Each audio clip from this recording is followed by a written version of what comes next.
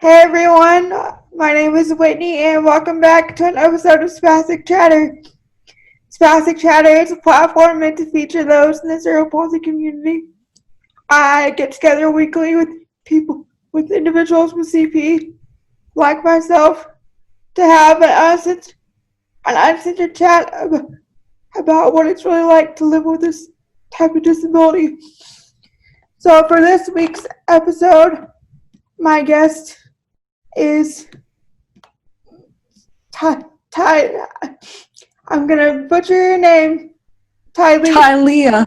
Yeah, Tylia. She is a disability advocate, a published author, and she's a radio host. So this episode, we are going to learn about her life and her love for writing and making her voice heard. So before we get into the topics, I will let Tylia introduce herself. So take it away. Well, hi everyone.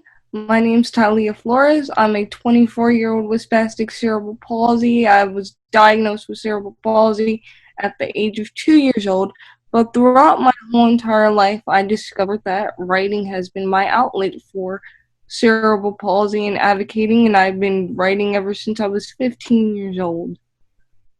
That's awesome. So what got you into writing?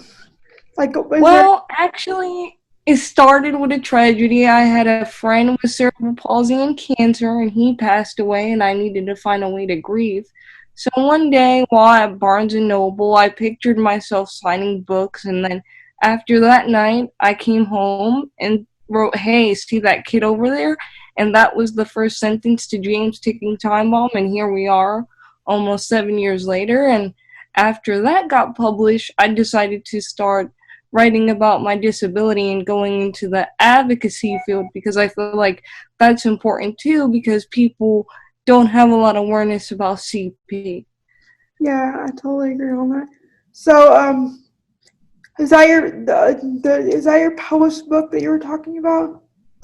Yes. Do you have more than one book published, or is it just that It's one? just that one. I'm currently working on a second one. So do you want to take us through the process of getting published? Like what does that look like? How did you become a published author? Well, with the support of my parents, I went through self-publishing. It took a year, but it was the most fun journey that you could ever go through between the edits and seeing the process of it and seeing the finished product. I was actually a month from turning 17 when I finally got to hold a copy of James' Ticking Time Bomb, and we were in the Publix parking lot, and my mom's like, "You may want to read this book," and I saw it, and it was my book, and I cried. Well, that's awesome. So you were a published author at 17. Yep. So what is the book about?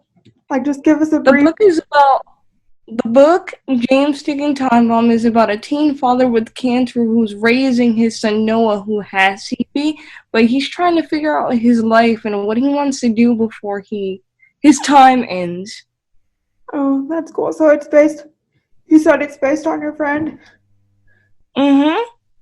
It was inspired by my friend. Yeah.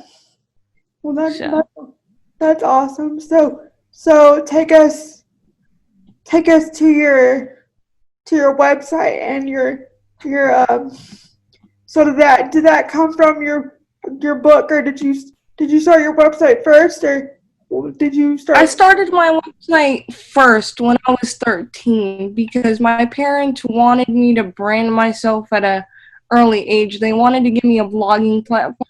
So my blog, tyliaflores.com, started off as what a teen girl talks about. Nothing related to cerebral palsy whatsoever, because at the time I wasn't comfortable talking about it, and I had issues with like self-esteem and finding my true self and accepting that I had CP at that age.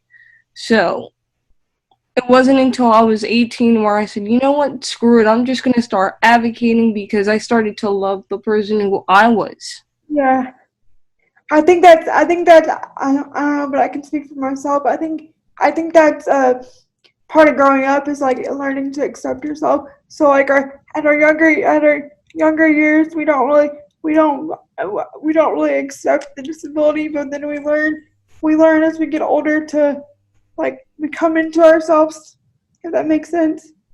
And Yeah, that makes a total sense. I found myself doing that finally at 18. I've just finally accepted it to say, hey, this is me, this is who I am. It's never going to change, so why don't I just embrace it? And exactly, I started to realize that every struggle that I went through is a part of my story, so why not write about it through these platforms and my blogs and speak about it? exactly. So I know I'm a writer, or writing's one of my hobbies, and I find it easier to write than to like or I used to find it.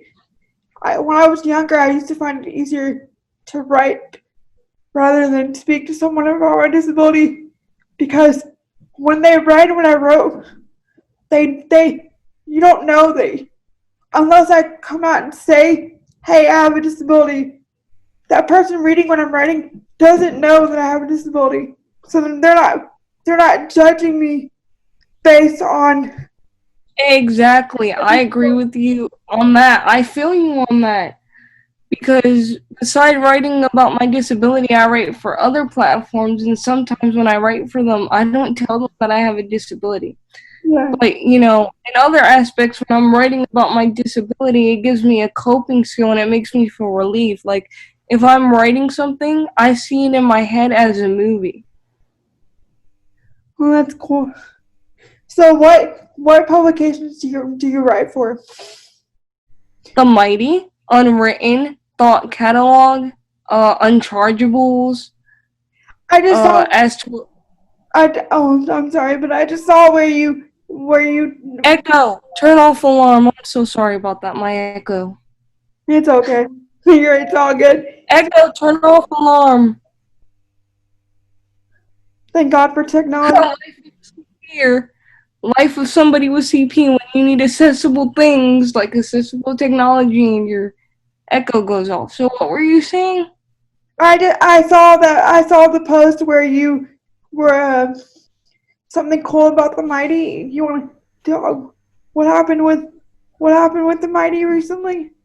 You were Also, I have my also I'm a community leader with the Mighty, and I have my own group on there called our CP Journey, and basically I go on there and I talk about my journey with my members of my group, and it's a real cool group that you can join to get encouragement and just get support and guidance, because our journeys aren't easy, but we need each other.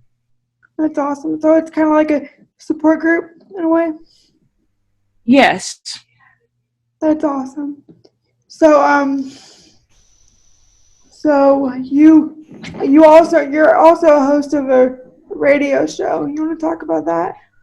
Yeah, Stomping on CP with Positive Thoughts, which airs on Fridays at 11 from 11:15 on letgoradio.net, and it's basically a radio show where I come on and I leave you guys with one positive quote for the week and a positive thought, and I play fun country music and 80s music on there. So, You play country music?